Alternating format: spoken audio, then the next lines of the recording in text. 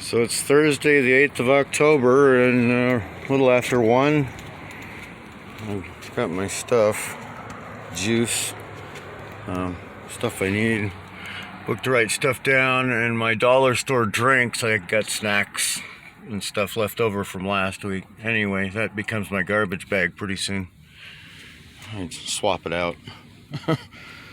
Yeah, I'm ready to go. So, do not underestimate the power of the ability to learn through empathetic love.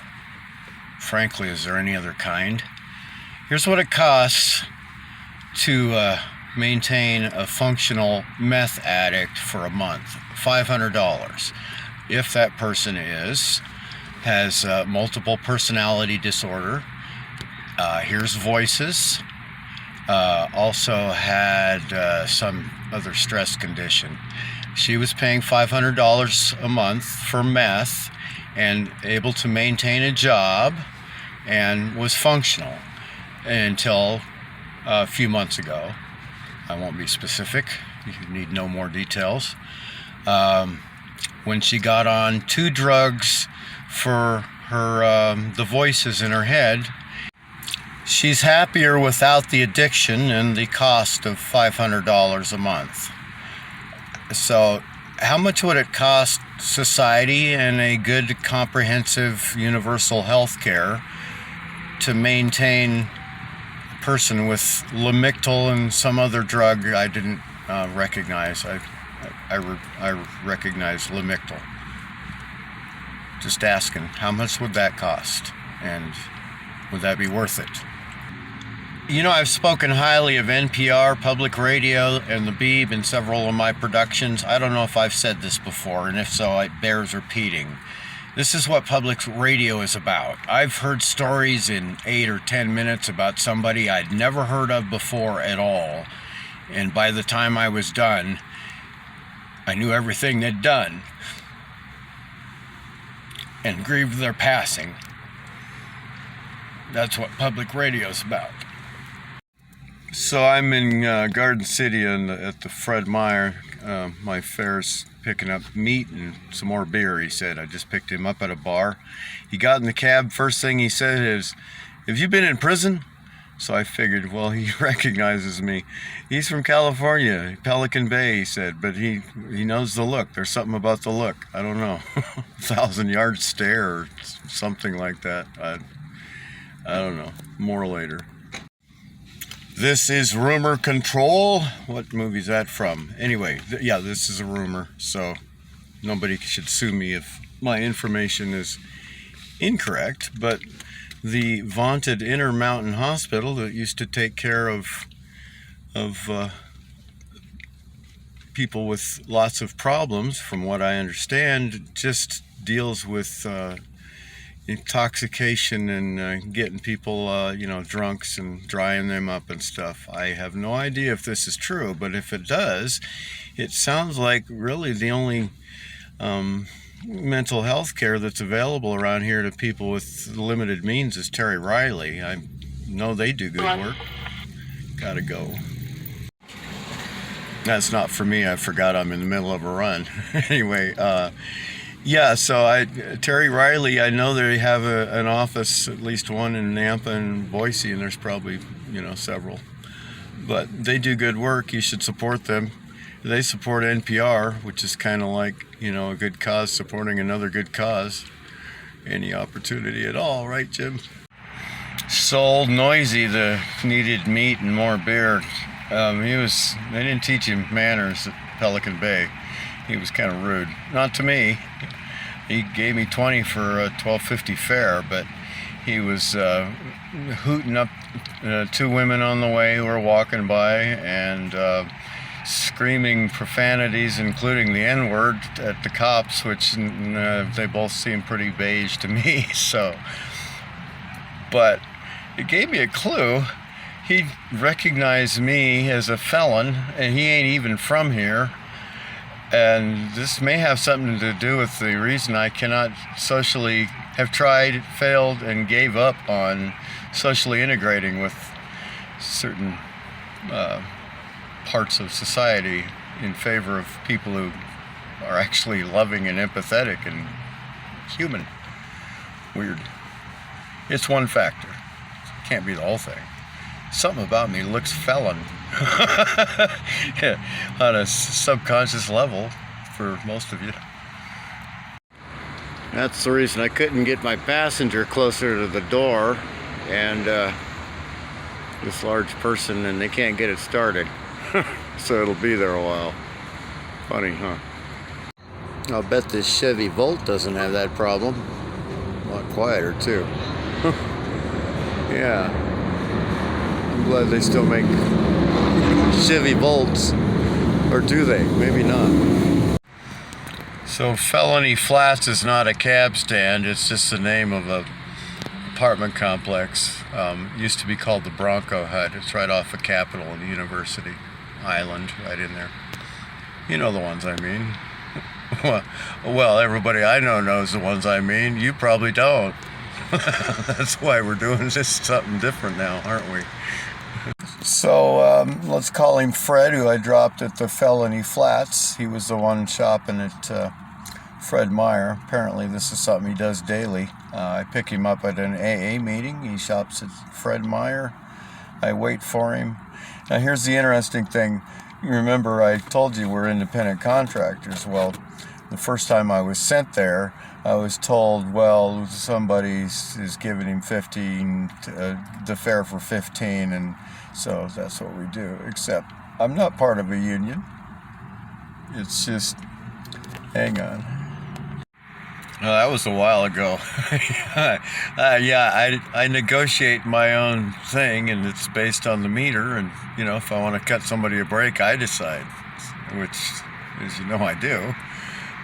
But anyway, I picked the guy up at his AA meeting, and I take him to Fred Meyer, and last time it took longer, and it was $16.90, and I said 17, and he paid that. And this time it was $16.20, and or 30 or 40, and I said 16, and he paid that. So, you know, I'll give away my time to nice guys. Now here's the other thing.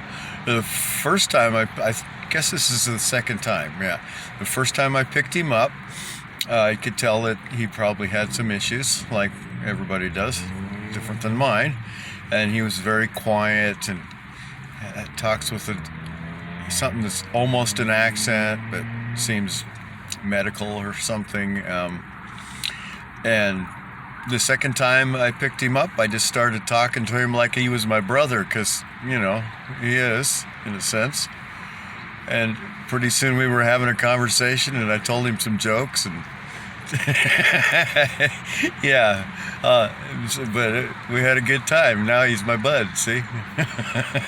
And I charged him $16 and $17. He's okay with that, see? That's how you work.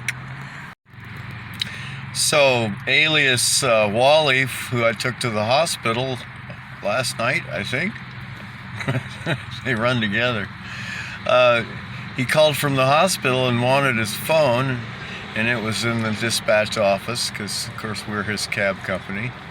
And so the dispatcher, daughter of the owner, called me or texted me and asked me if I would kindly go bring it. And I assumed it was for no pay, because the guy's in the hospital, and I'm okay with that. And if he thinks he owes me because he finds out I brought him the phone and he can pay me, I'm either way. Yeah, that's how you treat people. That's how I treat people. So anyway, I take it down to Luke's, where I dropped him off. And, well, I didn't think, yeah, of course he's not in the emergency part. He's in the main part. I talked to 3 different people in there, taking their sweet time, because I think they're used to that in a hospital. And nobody would take custody of a phone because it's a valuable object. Nobody knew anything. It's like, what's his name? It's Wally. That's all I know. Well, we don't have a Walter. When did you bring him in? Blah, blah, blah. So I got kind of pissy for a little while about that. But so then about professional women. By the way, I'm missing Gemma Gaudette, but I heard her earlier.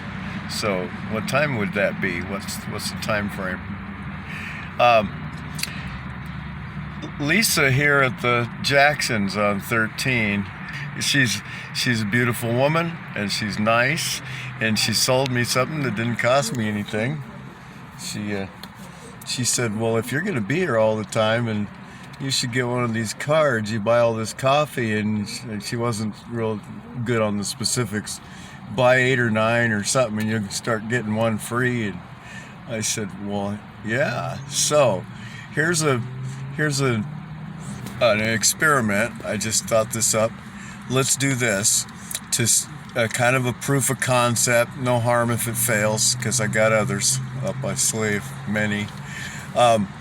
If you have chance to come by the Jacksons, I'd say afternoon, stop by and say hi to Lisa. I've seen her quite a bit this week days.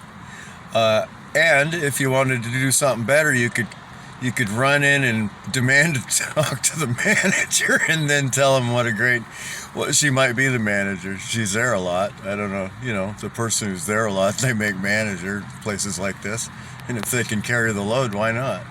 Or you could call corporate and say, there's some whack job on the internet making videos praising Lisa at the Jacksons on 13. And you'll go, on what? And they'll have to subscribe to know what the hell I'm talking about. Yeah. So she's a professional woman because she did something that's in Jackson's interest. It keeps me coming back to buy coffee at a Jackson's. Oh, all I got to do is swipe this card every time I use it. And, I can develop that habit, like whipping out a debit card, except I use cash. And I don't know why you wanted to know that. Oh, okay, right, that makes sense. And then my dispatcher, she sent me a text and said Dad's going to be in the office. He owns the company, and I had met him briefly, but he wanted to explain all the rules and stuff. Kind of filled in the rest of my education about, exactly what the parameters here are. Now I know, and that's cool. And it was very cool because he knows some English, but mostly they were translating back and forth from Bosnian. And I already knew, but asked, said, well, what language is that? Because, you got to sometimes pretend to be interested and ignorant rather than a know-it-all. I keep trying to learn that lesson. Good luck, Jim. But yeah, and it was handled very professionally. And I got to say, I work with a lot of businessmen in all kinds of situations. I've done a lot of temp work and stuff. And all you fools that disrespect immigrants, these are hardworking people and ethical. I mean, I made a better deal I felt better about the relationship and the discussion and everything, and knowing the rules and saying, here's what we want, and here's why, and under these certain blah, blah, 5 or 10 minutes, probably 10 conversation, and my respect for the company just went up, and so, yeah, you racist fools, I'm calling you out. Work harder. What? And why is it it's the ignorant white people that are the racists? Go get a freaking education and then go say you're better than somebody. Fool. These are so simple, aren't they? Anyway, in a bit, probably.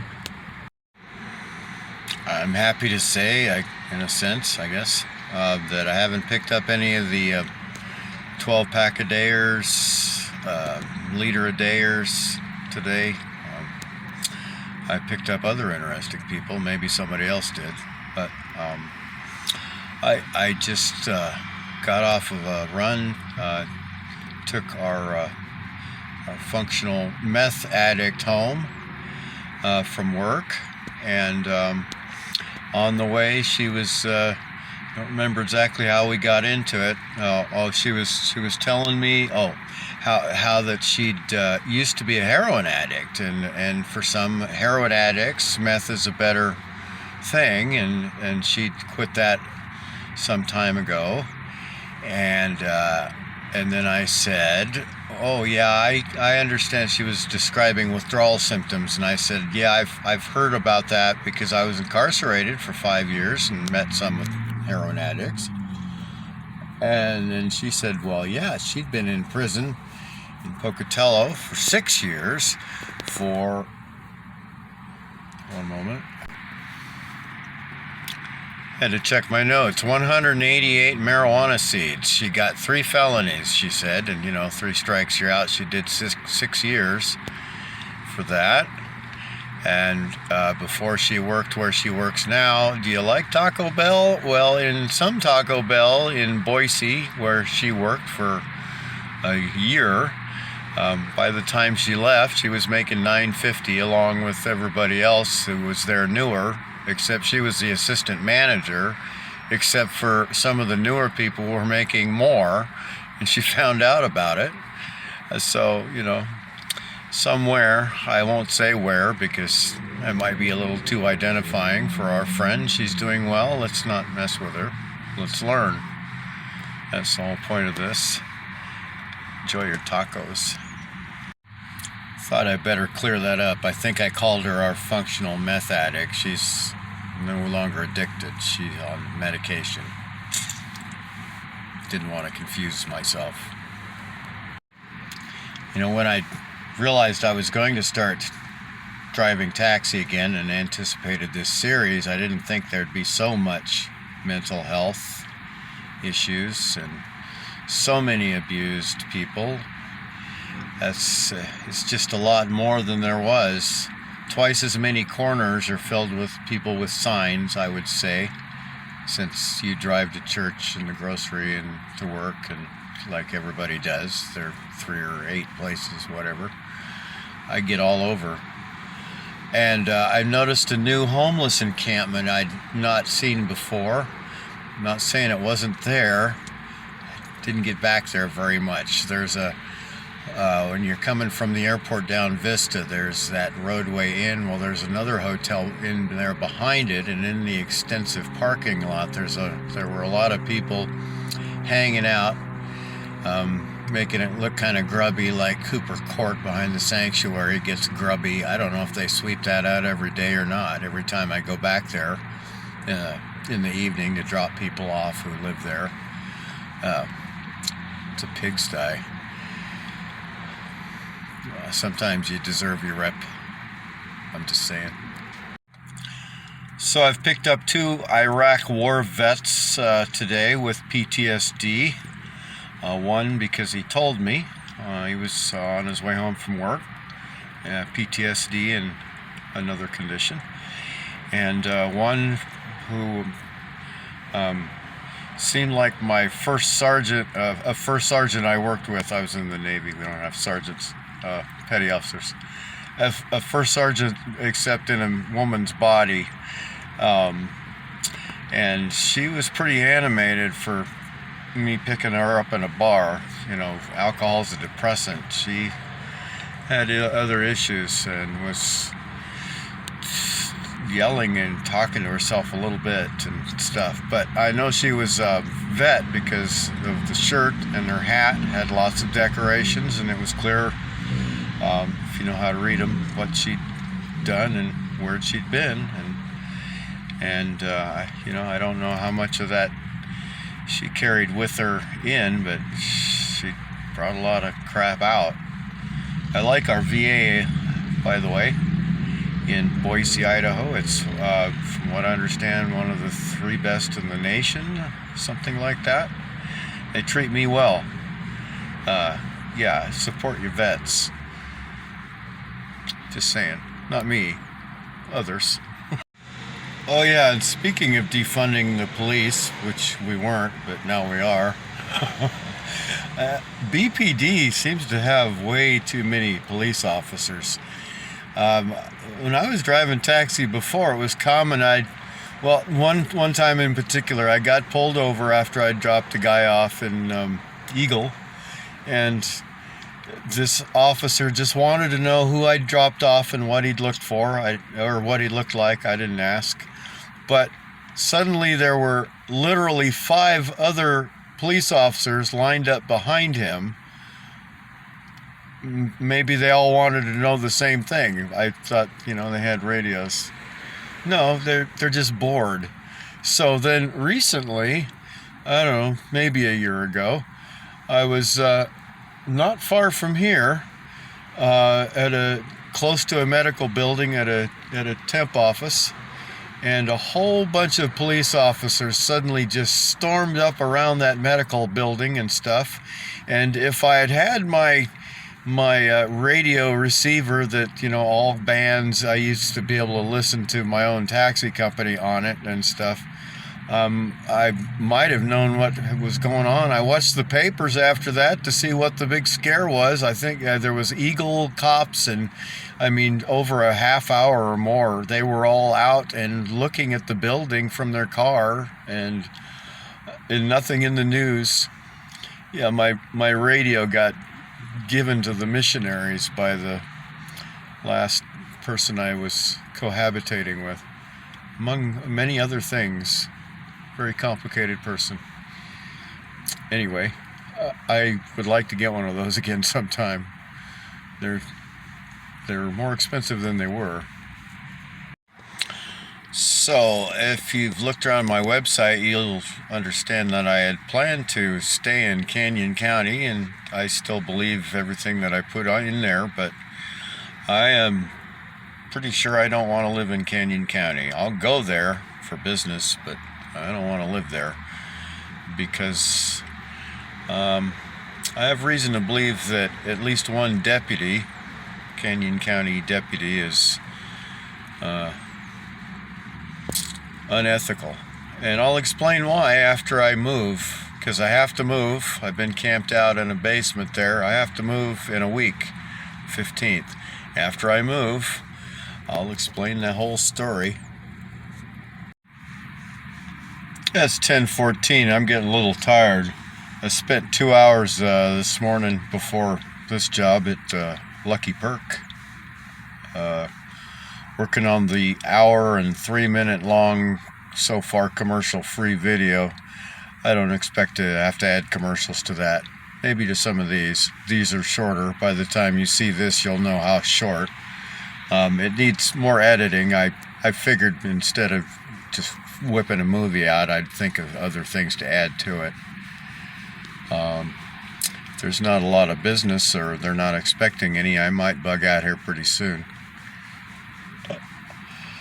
Because I am getting tired, and I've got more footage to work on now.